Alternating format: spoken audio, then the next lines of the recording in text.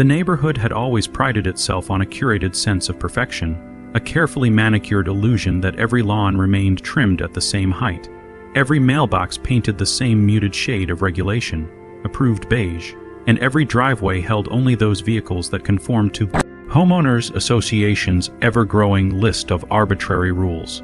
For years, the residents accepted these standards as the price they paid for living in a place advertised as peacefully uniform. A community where nothing unexpected ever happened. But everything changed when the HOA decided to target my work truck, the same truck that had been parked in the very same driveway for the better part of 7 years without a single complaint. My truck wasn't flashy or oversized, nor did it leak oil or block the walkway. It was simply a part of my everyday life, the tool that allowed me to run my small business, support my family, and maintain the very home the HOA claimed to care so much about. I had assumed that as long as I kept the truck clean and out of the street, nobody would care. That assumption evaporated the moment I received a crisp, self-important envelope taped to my front door, stamped with the HOA emblem as if it were some kind of royal decree. Inside was a notice declaring that my truck violated the community's revised vehicle aesthetic guidelines. Guidelines that, until that moment, I didn't even know had been revised. The letter stated that work vehicles containing visible equipment, utility racks, or commercial signage were now prohibited from being parked anywhere visible from the street, even on one's own property. It was a rule crafted so specifically that it felt personal, as though someone on the board had sat down and studied my driveway with the sole intention of finding a reason to disrupt my routine. At first, I tried to rationalize it. Maybe the board wanted to update the community's look, or maybe someone new had taken over the rules committee and needed to make an example out of someone. But the more I thought about the timing, how my business had recently grown, how my truck had become more noticeable, how certain neighbors had begun gossiping about the increase in deliveries at my home, the more it became clear that this wasn't about aesthetics at all. This was about control, about reminding people that the HOA had authority and would use it whenever it pleased. Standing in my driveway with that letter in my hand, I felt a slow burn of frustration rising inside me. I had always followed the rules, paid my dues, attended meetings even when they were unnecessary, and kept to myself despite the constant nitpicking that seemed to define the board's agenda. This sudden crackdown was more than an inconvenience. It was a direct challenge. The notice demanded compliance within 7 days, and failure to do so would result in escalating fines, starting at an amount so absurd it felt like a dare. They wanted obedience, they wanted submission. But what they didn't expect, what they had no way of anticipating, was how stubborn I could be when pushed. That night, I walked around my property thinking through my options. I could park the truck somewhere else, but doing so would disrupt my work routine. I could fight the decision legally, but that would take months and drain resources. Or I could find a way to comply while also highlighting the board's hypocrisy, turning their own rulebook against them in a way so perfectly petty, so flawlessly executed, that it would expose the ridiculousness of the system they hid behind. The more I turned the possibilities over in my mind, the more a plan began to take shape, a plan that was equal parts compliance and retaliation, subtle yet spectacular enough to shake the HOA to its foundations. But to pull it off, I had to be patient, strategic, and meticulous. I needed to study the bylaws, understand every loophole, and identify exactly where the board had left themselves exposed. And so, instead of reacting impulsively, I spent the next few days quietly gathering information. I reviewed every document I had ever received from the HOA, every update, every clause, every tiny amendment that most homeowners never bothered to read. Beneath layers of vague wording and tedious legal phrasing, I began identifying contradictions, outdated passages, and exemptions hidden in footnotes that the board had long forgotten. I noticed something peculiar. The ban applied only to vehicles classified as work trucks with commercial equipment or signage. There was no limit, however, on the size of personal vehicles as long as they met standard parking safety regulations.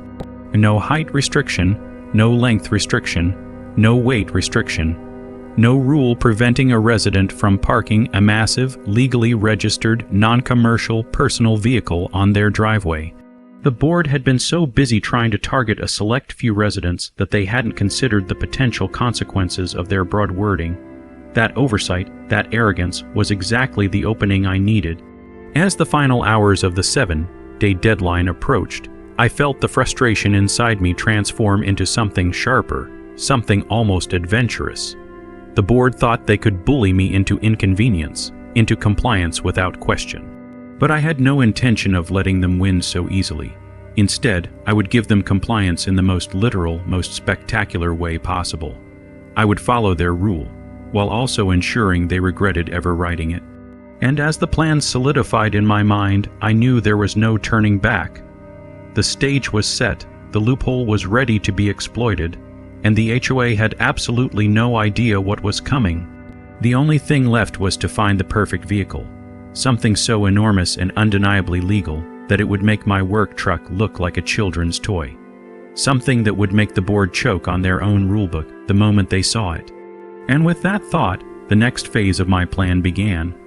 The morning after my decision, I woke with a sense of determination so solid it felt almost physical, as though it sat in my chest like a weight anchoring me to a purpose bigger than the petty rule the HOA had tried to impose.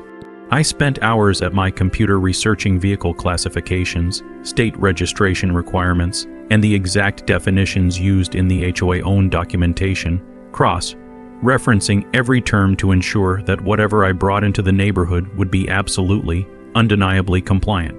The objective wasn't to break the rules. It was to follow them so perfectly that the HOA would have no choice but to confront the absurdity of their own decisions. I knew the board operated on a foundation of intimidation, bully residents into compliance, enforce rules unevenly, and hope nobody pushed back.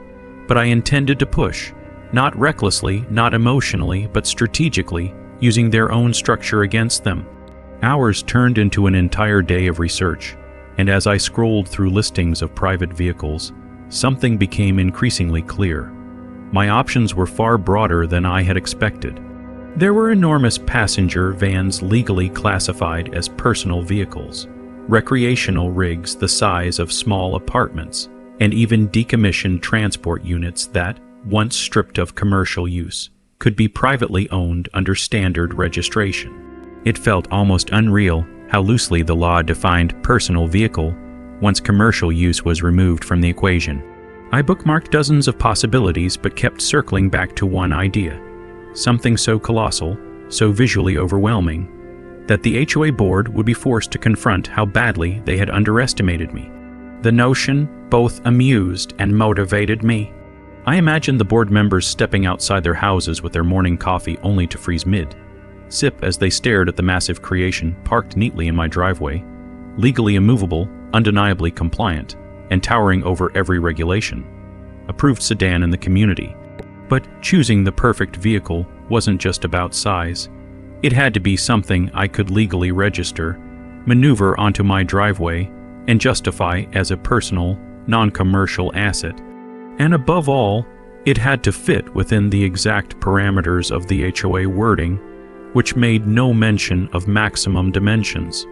As I filtered through possibilities, one listing caught my eye: a retired expedition vehicle, originally built for cross-continent travel, converted for private recreational use. It was massive, taller than any SUV in the neighborhood, longer than most delivery trucks, built like a military machine yet classified as a personal recreational vehicle, entirely street legal with current inspection papers.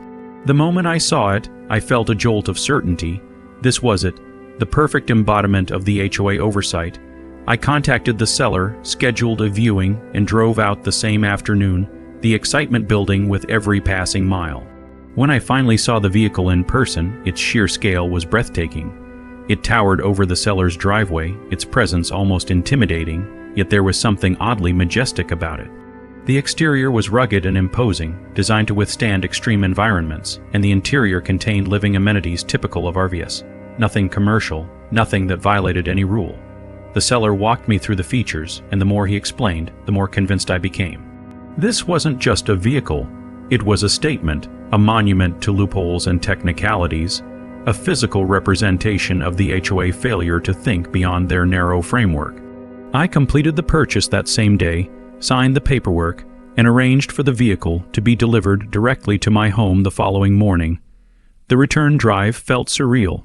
I wasn't just buying a massive recreational vehicle. I was setting into motion a plan that would challenge the very authority the HOA believed it controlled without question. I imagined the board members holding emergency meetings, the neighbors whispering, the community group chat exploding with disbelief and outrage, all because they had chosen to target me without anticipating the consequences. Back at home, the countdown to the HOA 7-day compliance deadline ticked closer, but instead of feeling pressure, I felt anticipation. I cleared my driveway, moved my work truck to a friend's garage temporarily, and made space for the arrival of the gargantuan machine that would soon reshape the neighborhood's definition of acceptable. That night, sleep came slowly. My mind wandered through visions of board members clutching their clipboards in horror, neighbors peeking through blinds, and the inevitable moment when the HOA realized they had written the perfect rule to allow the exact opposite of what they wanted. But beneath the pettiness, there was a deeper satisfaction, one rooted in fairness. They had singled me out, not because I caused harm, but because someone wanted control. And now I was giving that control back to them in a form they were utterly unprepared to handle. At sunrise, I stood at the edge of my driveway, waiting. The sound came first, a deep, rumbling engine note that echoed off the houses long before the vehicle came into view. And when it finally turned the corner, it felt like watching a giant stride into a world built for toys. The delivery driver maneuvered it with ease, guiding it onto my driveway until the massive tires rested perfectly within the boundary lines. It fit, barely but legally. And as I signed the final delivery papers, I looked at the towering machine before me and felt a wave of satisfaction stronger than any petty rule the HOA had ever tried to impose. The real fun, however, hadn't even started. Because the moment someone from the board laid eyes on this monstrosity, the entire neighborhood would erupt, and I intended to be ready for every second of it. The stage was set, the vehicle parked, and the HOA entirely unaware that their worst nightmare had just arrived.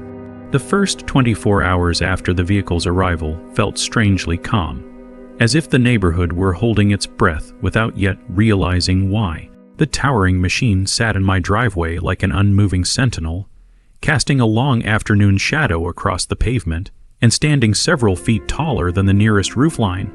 Every time I stepped outside, I caught sight of distant window blinds shifting, faint silhouettes ducking away, and the unmistakable tension of curiosity building behind closed doors. Yet not a single person approached, and no messages arrived from the HOA. At first, I wondered if the board members had simply not ventured outside, unaware of the monstrosity now dominating the street. But by mid-morning of the second day, when the neighborhood's predictably early walkers, dog owners, and lawn obsessives began their daily routines, the silence became impossible to interpret as ignorance. Something was coming. It was just a matter of time. I spent those hours observing quietly, watching how neighbors slowed their pace when passing, how some stood frozen for several seconds before continuing on, and how a few even stepped back to snap photos, though they attempted to disguise it as looking at their phones. The longer they gazed, the more their expressions shifted from disbelief to something closer to nervous amusement, as though they understood the unspoken tension pulsing in the air. By noon, the first carload of board members appeared, a familiar sight consisting of stern faces, identical clipboards, and that practiced posture of self-importance they carried like a uniform. Their car crept down the street slower than usual, their heads turning in perfect synchronization the moment my vehicle came into view.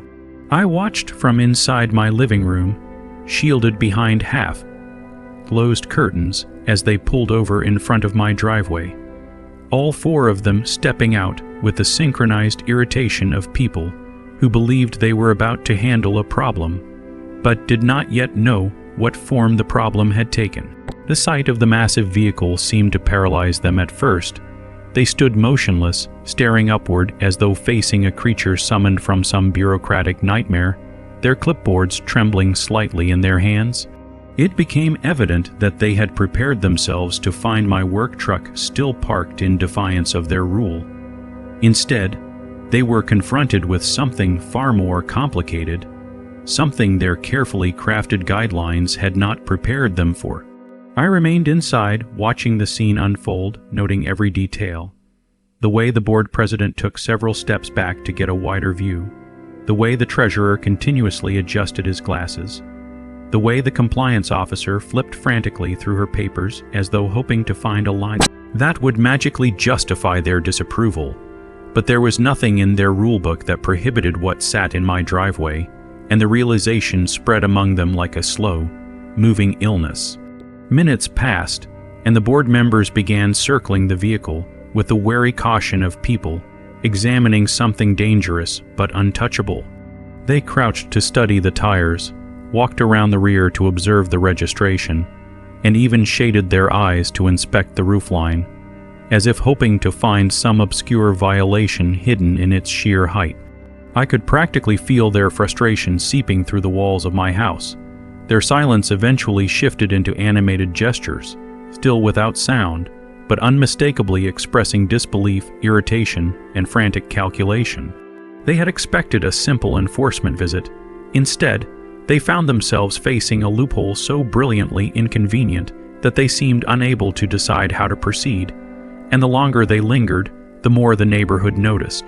One by one, residents began drifting outside, pretending to check mail or water plants while clearly fixated on the spectacle unfolding in front of my home. The board members seemed increasingly aware of the growing audience, and their posture stiffened with the uneasy realization that whatever decision they made next would be publicly observed and undoubtedly discussed. Eventually, they retreated to their car, piling inside with the defeated coordination of people accidentally outmaneuvered by their own regulations. The car rolled slowly down the street and disappeared around the corner, its departure prompting a subtle shift in the neighborhood atmosphere. Conversations began quietly, people lingered on sidewalks, and I sensed the buzz of gossip beginning its rapid spread. For the first time since receiving that violation notice, I felt something resembling triumph. Not reckless or vindictive, but measured and deeply satisfying. The board had attempted to impose control through intimidation, and I had responded not by breaking rules, but by exposing the weakness in their approach. Yet I knew this was only the beginning. The HOA was not known for surrendering easily. Within the next few hours, I expected emails, warnings, or hastily written amendments attempting to reassert authority. So I prepared myself for the next phase, keeping documentation ready, printing copies of the bylaws, and even photographing the vehicle's placement to prove compliance with setback regulations. As evening approached, my assumption proved correct. A new envelope appeared on my door, delivered silently without knocking. Inside was a notice declaring concern about visual disruption, community appearance standards, an excessive scale inconsistent with neighborhood character. Yet none of these phrases referenced any enforceable rule. They were vague, aspirational ideals rather than binding regulations, and the HOA knew it. I reread the letter, noting its desperate tone, its lack of citations, and its reliance on emotional suggestion rather than legal authority. The board had been caught off guard, and now they were attempting to invent a new problem without acknowledging the loophole they themselves had created. But vague concerns could not compel compliance, and they knew it. The next morning, another carload of board members arrived, this time accompanied by someone unfamiliar, dressed more formally, carrying a portfolio and wearing the expression of a professional brought in to solve a mess someone else created. Their arrival marked a shift in the HOA approach, a sign that the board wasn't merely irritated, they were escalating. And as the unknown specialist stepped out of the car and gazed at the towering vehicle with a calculating expression, I realized the situation was about to evolve from petty annoyance into a full-scale battle over authority, interpretation, and control. Whatever happened next would shape the rest of this conflict. The arrival of the unfamiliar specialist marked a turning point in the unfolding tension, as though the HOA had silently acknowledged that the situation had grown beyond their ability to control and now required someone with more authority, more confidence, or at least more experience in bending ambiguous regulations to their will. From my window, I studied the man as he surveyed the massive vehicle with an expression that blended calculation and mild irritation. His posture suggesting he had dealt with complicated cases before, but perhaps not one quite as visibly disruptive as mine.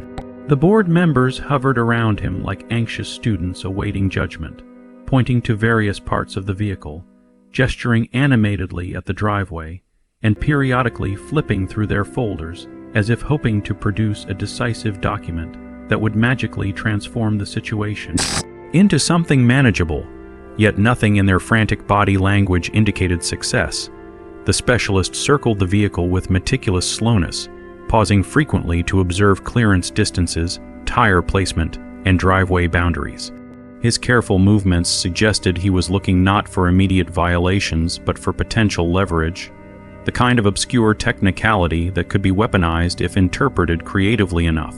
I watched him kneel to inspect the underside, stand back to examine the height, and even pace the length of the driveway, as if calculating measurements that might later play a role in an argument the HOA hoped to construct.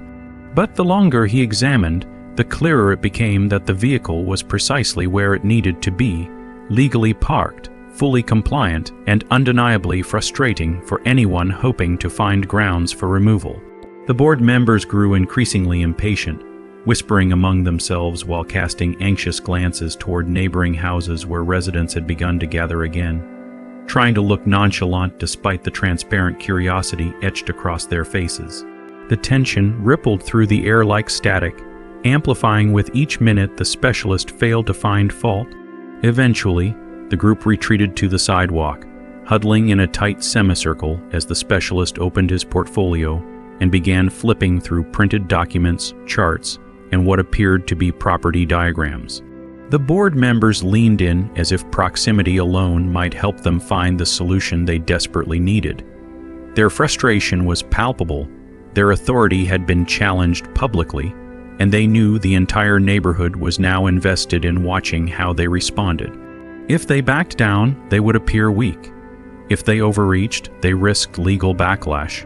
It was a lose-lose situation, and I could feel their resentment building like pressure in a sealed container. After nearly an hour of discussion, the specialist finally walked back toward my driveway alone, approaching the vehicle with renewed scrutiny. He traced his hand along the edge of the boundary line, examined the angle of the tires, and even looked upward again at the towering height, his expression shifting from irritation to resignation. He returned to the group with slow steps, and though I couldn't hear their exchange, the defeated posture of the board members told me everything I needed to know.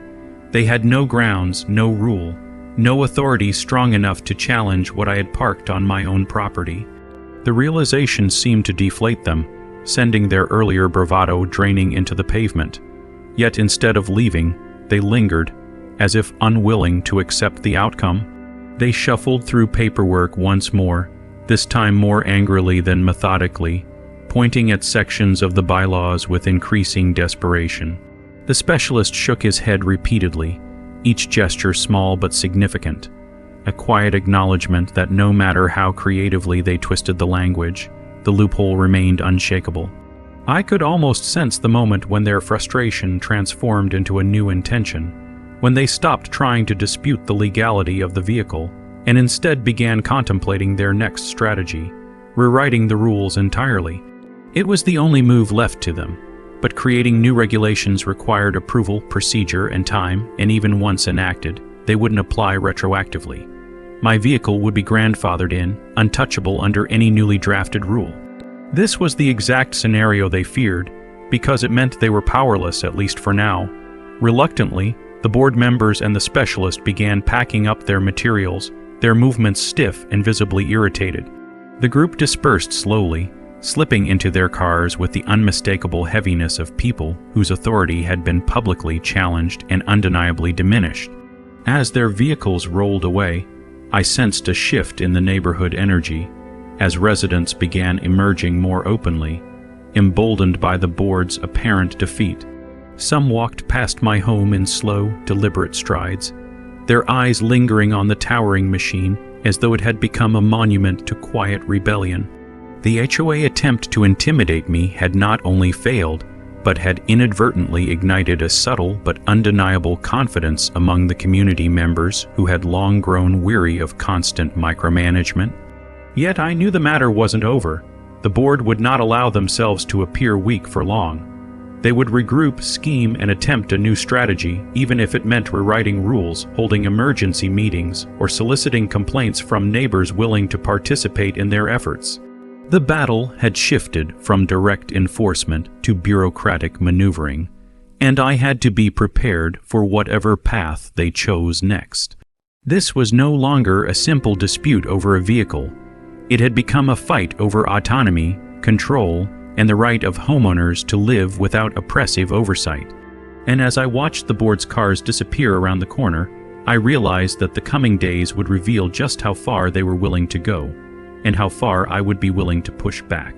The days following the specialist's visit unfolded with an eerie quiet that settled over the neighborhood like an unsettled fog, not oppressive but heavy with the weight of anticipation. The HOA board had retreated, but their absence did not feel like surrender. Instead, it felt like the pause before a renewed offensive, a moment in which they gathered their thoughts, nursed their wounded pride, and prepared the next phase of their campaign. I could sense their presence even when they remained unseen, feel the tension rippling through the community newsletter, the updated agenda postings, and the unusually long board meeting announced only 8 hours after their failed inspection. The sudden rush of administrative activity made it clear that they were reorganizing, redefining, and recalibrating their approach, not to admit defeat, but to reclaim control. Meanwhile, the massive vehicle in my driveway continued to draw a steady stream of attention. Neighbors walked by at slower paces than usual, lingering under the guise of stretching their legs or taking extended calls, all while their eyes traced the towering outline of the machine. Some admired it with quiet fascination. Others viewed it with thinly veiled concern, the kind that grew not from genuine inconvenience, but from the fear of what a divided community might become. For many, the sight had become a symbol, a reminder that the HOA rules were not absolute, and that individual homeowners still possessed a degree of power the board preferred they forget. By the end of the week, subtle whispers had grown into open discussions, shared in driveways and on sidewalks, revealing a neighborhood quietly reevaluating its stance toward the HOA. Some residents were emboldened, inspired even, by my refusal to bow to an unreasonable rule. Others worried that the board's retaliation would affect them next, or that the neighborhood's rigid structure was beginning to crack. But regardless of where they stood, everyone seemed acutely aware that something was changing. When the HOA meeting finally took place, the atmosphere inside the community center became a battleground of unspoken emotions, a gathering in which the board members arrived rigidly formal, armed with clipboards, folders, and an unmistakable determination to reassert authority. Though I didn't attend in person, I knew enough residents who did to reconstruct the scene in vivid detail. The board opened the meeting with an agenda item labeled Community Aesthetic Review Initiative, a phrase so deliberately vague it might as well have been a blank canvas for them to paint their frustrations upon. They presented proposals, diagrams, and draft amendments designed to expand the scope of their enforcement, giving themselves power to regulate oversized personal vehicles, visual obstructions, and disruptive property elements. It was an obvious attempt to reverse engineer a rule that could target my vehicle. Yet despite their best efforts to frame the amendments as necessary improvements, the room did not receive them with the compliance they had expected. Residents pushed back, questioning the sudden urgency, the vague terminology, and the suspicious timing that aligned too perfectly with the recent dispute. Some demanded to know why the board was prioritizing new regulations over more pressing community concerns, while others openly voiced their admiration for how effectively I had navigated the existing rules. Several argued that the board was overstepping, weaponizing its authority rather than serving the community's best interests. Tension rose to the point where the board members, clearly unprepared for genuine resistance, appeared flustered and defensive. Their practiced composure cracked as they insisted the changes were routine, necessary, and unrelated to any specific incident. Claims met with thinly veiled disbelief among the attendees. The argument stretched for hours, and by the end, nothing had been voted on, nothing had been approved, and nothing had been resolved. The board had failed once again, but instead of accepting defeat, they retreated deeper into frustration, preparing themselves for another attempt. Word of the contentious meeting spread quickly, and soon the entire neighborhood knew the HOA was scrambling.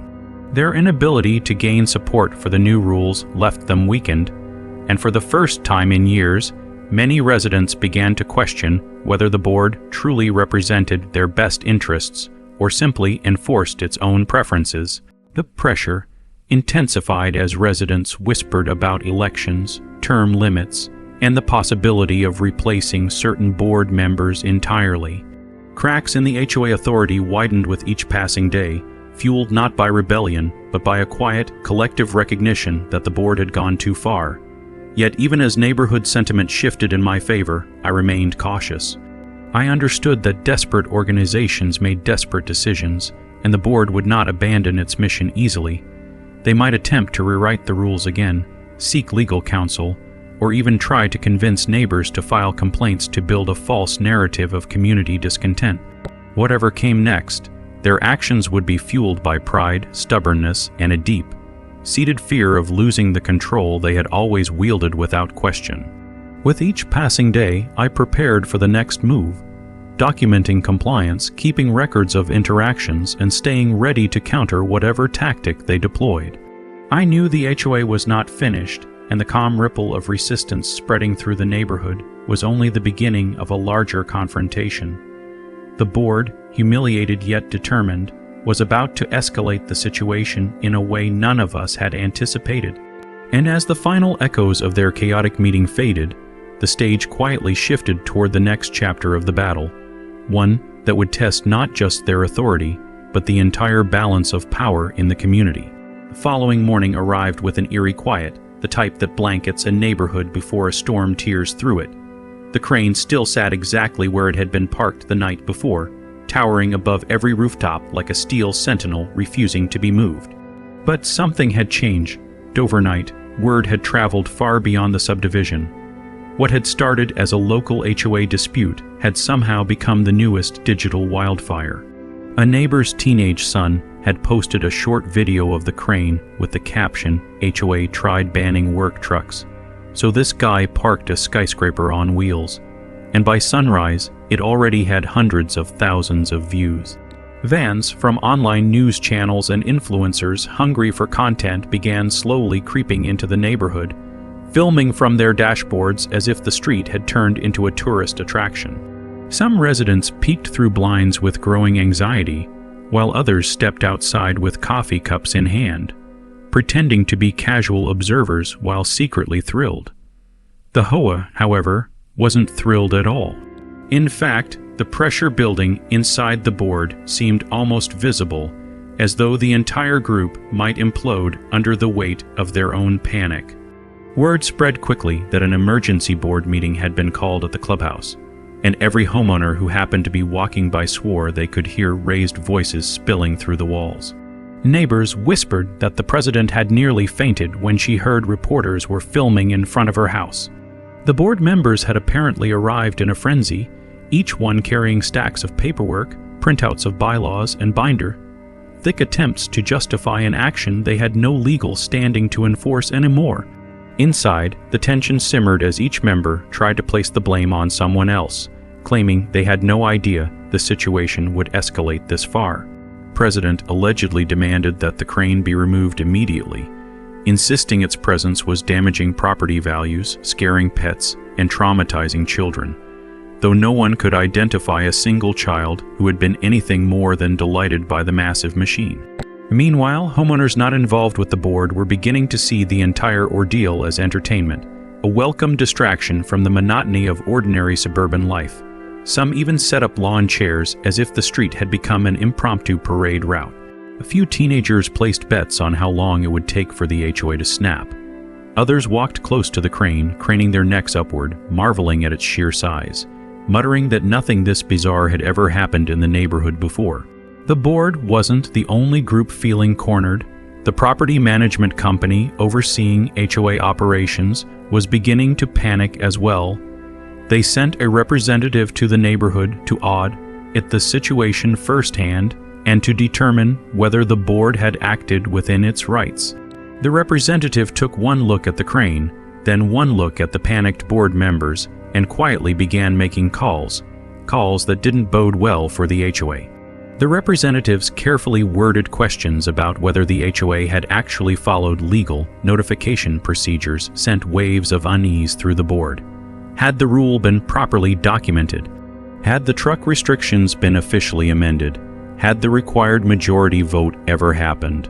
The truth, once uncovered, was devastating for them.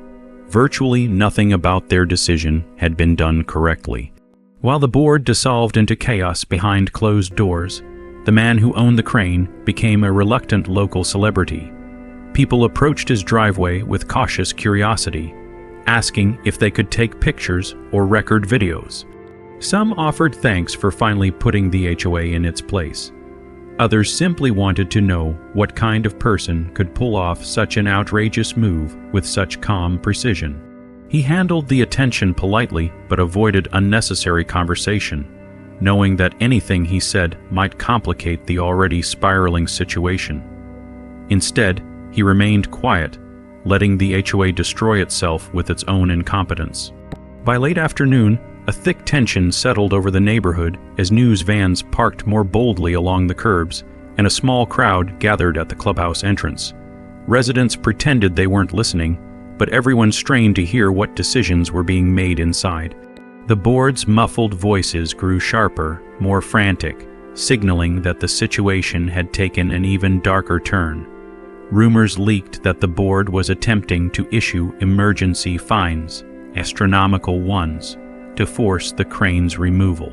But the property management representative reportedly shut that down immediately, stating in a trembling voice that issuing illegal fines would constitute harassment and expose the HOA to serious legal liability. As frustration mounted, the president made one last desperate attempt to regain control, questioning whether the crane was truly parked on the property or whether it occupied HOA-maintained roadway space. But their own documentation proved otherwise. Every measurement, every zoning note, every distance marker betrayed them. The crane was fully compliant, legally parked, and completely untouchable. When the meeting finally ended, the board exited with faces pale as chalk, avoiding everyone's eyes. They quickly dispersed, some disappearing into their homes, others retreating to their cars, as though trying to outrun the humiliation spreading through the neighborhood. No official statement was released. No fines were issued. No threats arrived in anyone's mailbox. Instead, the HOA fell into a stunned, humiliated silence, a silence that told everyone the same thing: they had lost. And outside, untouched by the chaos, the crane continued to loom calmly over the street, waiting patiently for whatever came next. The spectacle that had begun as a petty dispute now evolved into something far larger and stranger than anyone in the neighborhood could have predicted. By the time the sun rose on the next day, the crane had become a landmark, an accidental monument to stubbornness, legality, and the bizarre extremes of HOA culture. As more people arrived to witness it in person, the neighborhood transformed from a quiet suburban enclave into a makeshift tourist stop. Cars crawled slowly down the street just to get a glimpse of the towering machine, while pedestrians walked along the sidewalks with their phones lifted like they were at a theme park attraction.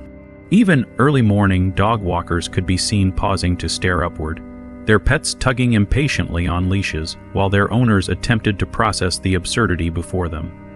The sudden surge of attention brought an unusual energy, a mix of amusement, disbelief, and just a hint of rebellion. Neighbors who had previously avoided getting involved in HOA politics now found themselves sharing stories, exchanging theories, and openly criticizing the board's overreach. The Crane owner's driveway became a silent gathering point for curious residents who spoke in hushed, excited tones, not wanting to disturb him but eager to marvel at what he had managed to pull off. The HOA board members, however, were living in a vastly different reality. Their homes became fortresses of embarrassment as they avoided stepping outside, not wanting to face the growing number of neighbors who saw them as the cause of this public fiasco. Rumors steadily circulated through the community, whispers that the HOA president hadn't slept the night before, that another board member was considering resigning, and that the property management company was evaluating whether the current board would even be allowed to continue serving. Even children riding their bicycles pointed at the clubhouse with a gleeful sense of rebellion, sensing that the adults who had once scolded them about chalk drawings and basketball hoops were now powerless. As the board hid, the neighborhood thrived with an unusual sense of freedom. Long, suppressed frustrations began to surface in casual conversation. Residents who had been warned for lawn colors, flower choices, mailbox decorations, and Halloween inflatables found comfort in each other. Crane had become a symbol, an unexpected rallying point, proving that the HOA wasn't the invincible authority it claimed to be. Some homeowners began decorating their lawns with small construction-themed ornaments, pretending it was in support of the Crane's visit. Others placed harmless signs in their yards with cheeky phrases about height restrictions and oversized vehicles. Though none violated the rules, each one was a subtle jab at the board's misplaced priorities. Meanwhile, news coverage intensified. Several local outlets aired segments showcasing the Crane towering above the suburban neighborhood, and soon, a few regional stations picked up the story as well. They framed it as a classic underdog tale, a resident using the very rules the HOA loved to enforce against them. Comments poured in online from people across the country sharing their own HOA horror stories, cheering on the situation from afar, and encouraging the man behind the Crane. The viral nature of the ordeal put a spotlight on the deeper issue, the board's misuse of authority and failure to follow legally required procedures. The property management company, wary of the growing attention, returned for a more formal evaluation. Representatives walked the streets, interviewed residents, and reviewed the community's vote records. Their presence alone made the neighborhood feel like it was under investigation, though every homeowner understood who the true target was. That day, the management team conducted a private meeting with the HOA board in the clubhouse. No one outside knew what was said, but the expressions on the board members' faces afterward told everyone the outcome was grim. Visibly shaken, they scattered quickly, retreating to their homes like embattled officials after a scandal. Some residents claimed to have overheard snippets about a possible suspension of board authority or forced retraining. Others speculated that the management company was preparing to step in temporarily, an unprecedented move that could dissolve the board entirely if necessary. As the board endured its reckoning, the Crane owner noticed how the neighborhood was slowly shifting. People waved to him more often, approached him with gratitude, or simply gave nods of respect as they drove by. Yet he remained cautious. He wasn't seeking attention, and he didn't want the situation to escalate into something uglier. For now, his goal was simply to watch the HOA navigate the consequences of its own actions. Later that evening, as the sun dipped low and cast long shadows across the street, the neighborhood gathered in small clusters to discuss everything that had happened. The atmosphere felt almost festive, though no one dared call it a celebration outright. The Crane rose above them, catching the last orange rays of dusk, its silhouette becoming a symbol of everything the community had endured, challenged, and overcome. But even as the neighborhood settled into this strange sense of unity, the story was far from over. Tension still lingered, and the HOA next move, whether it would be desperate retaliation, reluctant surrender, or complete collapse, remained uncertain. And as night settled in, and the lights from the Crane's cabin flickered like a quiet beacon, the stage was set for the next chapter of the unfolding drama. By the time the next morning stretched across the neighborhood, the situation that had once seemed like an amusing anomaly began to settle into something more permanent, something deeper than a simple standoff between a homeowner and an overreaching HOA. The crane no longer felt like a temporary visitor. It had become part of the landscape, a towering reminder of the simmering tensions that had existed beneath the community's pristine lawns and manicured shrubs long before any of this drama began. What was once a quiet suburb was now a place humming with curious energy, and although the novelty of the crane still drew strangers and onlookers, a new undercurrent began to form, a strong shift in the balance of power between the HOA and the residents who lived under its rules. Homeowners who had spent years abiding by excessive or arbitrary restrictions began experiencing something unfamiliar: confidence. For the first time, whispers in driveways and hushed conversations on front porches carried a tone of possibility. They spoke not just about the crane, but about broader changes, about challenging outdated rules and replacing board members who had long held their authority with an iron grip. The presence of the crane hadn't just embarrassed the HOA, it had exposed weaknesses in their processes, their communication, and their legality. Residents began digging into their own records, reviewing past warnings, revisiting old fines, and questioning whether any of them had actually been valid. The doubt spread quietly but powerfully, eroding the reverence the board once commanded and replacing it with a collective sense of empowerment. Meanwhile, the property management company's continued presence only fueled the speculation. Their representatives walked the neighborhood with clipboards in hand, meeting homeowners who approached them with questions and grievances, many of whom had long felt ignored. Every conversation that ended with a concerned nod or a scribbled note added to the mounting pressure on the board. Behind closed doors, the HOA president and her board were reaching a breaking point. They had spent days scrambling to regain control, but everything they tried only worsened their situation. Emails they sent were met with either backlash or ridicule. Attempts to discourage visitors by placing temporary cones on the street were quickly dismissed by the management company as unauthorized. And their hopes that the attention would fade on its own were dashed when yet another news crew showed up, interviewing several residents who expressed their exhaustion with the board's micromanagement. It was becoming painfully clear that this wasn't just a bad week for the HOA, it was a complete unraveling of their authority. The board's desperation reached a new level when the president, feeling cornered and humiliated, attempted to gather her loyal supporters for a private meeting. Only a few showed up, and even they seemed hesitant. The pressure of public embarrassment had fractured the once tight-knit circle of board members and allies, exposing the fact that many of them were less concerned about enforcing rules and more concerned about maintaining appearances. The president left that meeting with a sinking feeling, aware that her grip was slipping faster than she could repair it. While the HOA floundered, the crane owner remained surprisingly quiet in the midst of the chaos. He kept to himself, continuing his daily routines without drawing unnecessary attention. Yet his silence only made his presence more powerful. The neighborhood respected him not just for the crane, but for the calm, collected way he handled the situation. He never gloated, never boasted, never added fuel to the fire.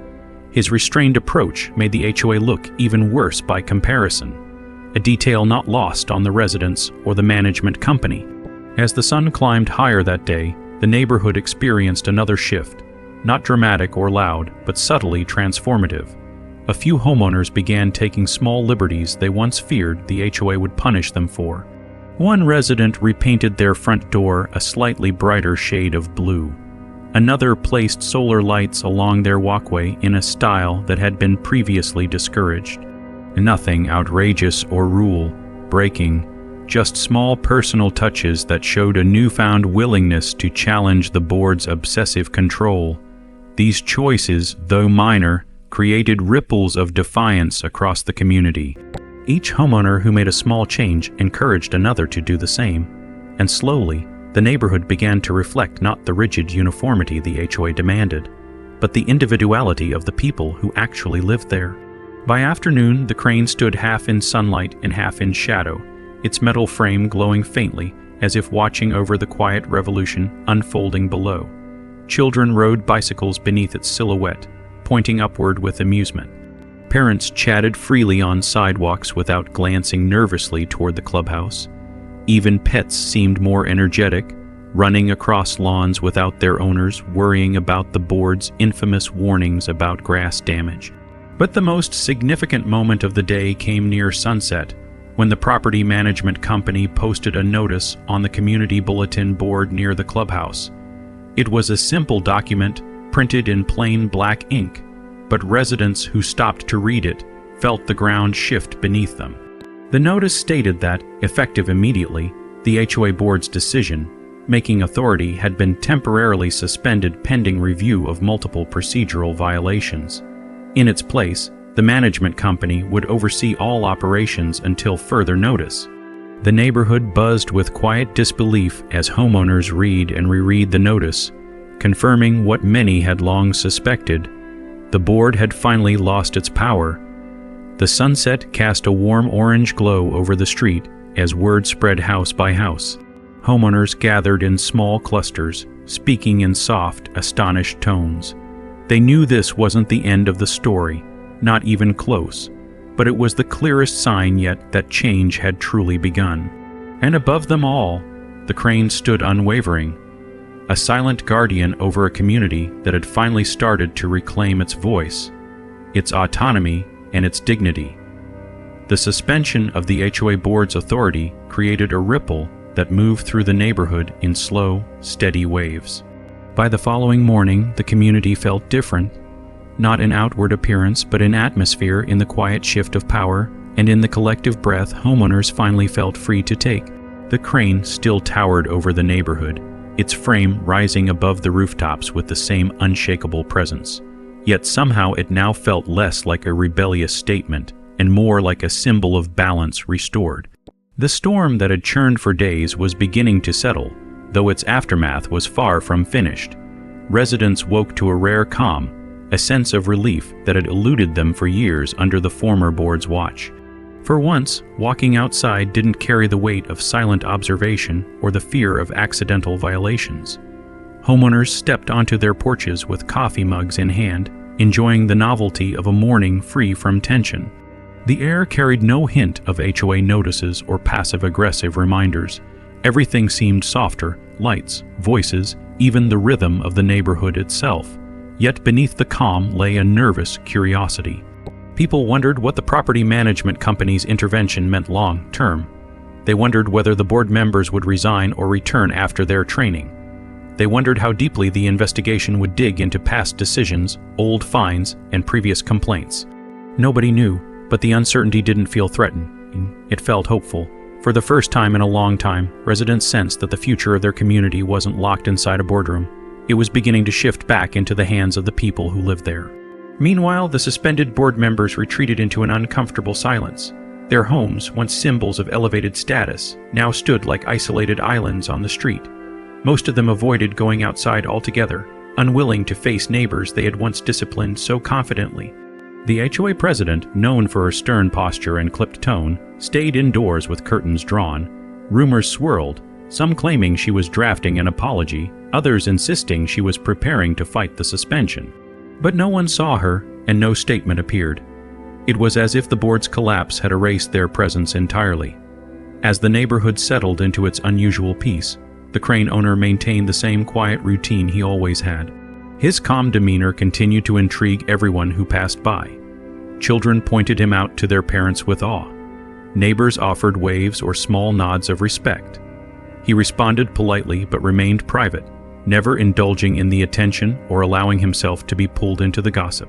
His restraint only amplified the community's admiration. They knew he had every reason to boast, every reason to rub the board's humiliation in their faces, yet he did none of it.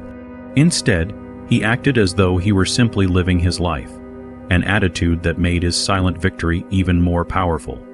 As the day progressed, the property management company worked behind the scenes. Representatives inspected the clubhouse, reviewed outdated documents, and began drafting a temporary structure for decision-making. Their presence added a layer of seriousness that the HOA board had long neglected. For years, the board had used rules as weapons rather than guidelines, and now the management company was uncovering the mess left behind. Correctly filed amendments, unauthorized fee increases, and procedural errors that hinted at a pattern of negligence more than malice. Community watched from afar, not wanting to interfere but eager to understand the scope of the problem. Some felt anger, realizing how many homeowners had been unfairly fined or warned for issues that weren't properly enforceable. Others felt a strange relief that the truth was finally coming out. Still, others felt protective of the neighborhood, fearing that too much exposure might attract unwanted oversight. Yet despite the brewing discovery process, a sense of unity slowly spread. Homeowners who had never spoken with each other before now exchanged knowing glances and shared stories. Couples walking their dogs paused to laugh about the absurdity of the crane towering behind them.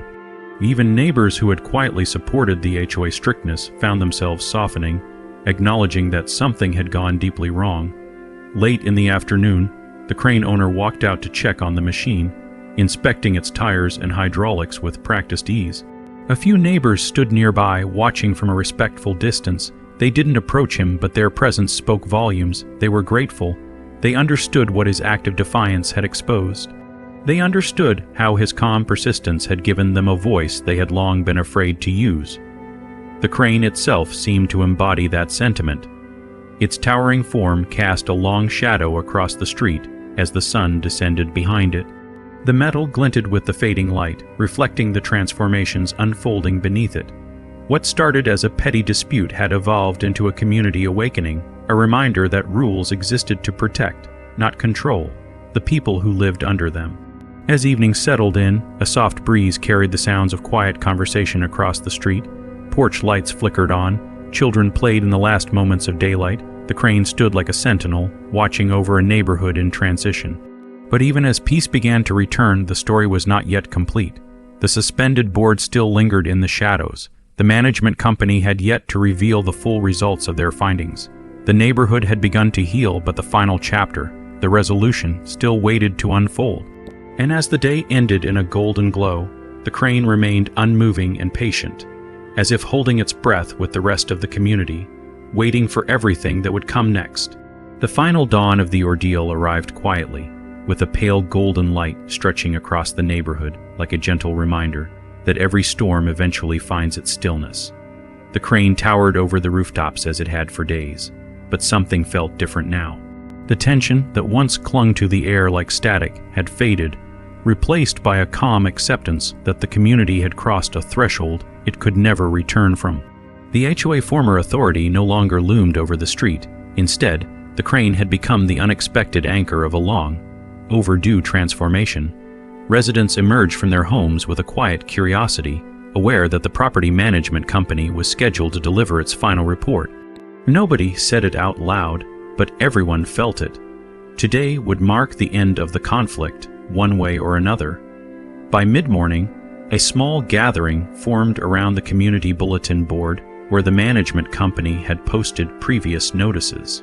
People approached slowly, exchanging nods, waiting with the same nervous anticipation one might feel before a long, awaited verdict. At last, a representative from the management company appeared, carrying a sealed envelope and a clipboard. She posted a new document on the board, stepped back, and offered a polite nod before walking away, silently signaling that the community now owned the outcome. Homeowners pressed closer, reading line by line, and a quiet murmur spread among them. The findings were clear and direct. The HOA board had failed to follow proper procedures on multiple occasions, including the attempted restriction on work trucks. They had enacted rules without community approval, issued warnings without proper documentation, and operated with a level of informality that violated state regulations. As a result, the board would be formally dissolved.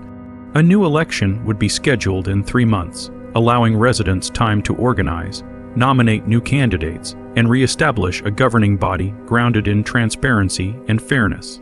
Until then, the property management company would oversee daily operations with strict limitations and full accountability.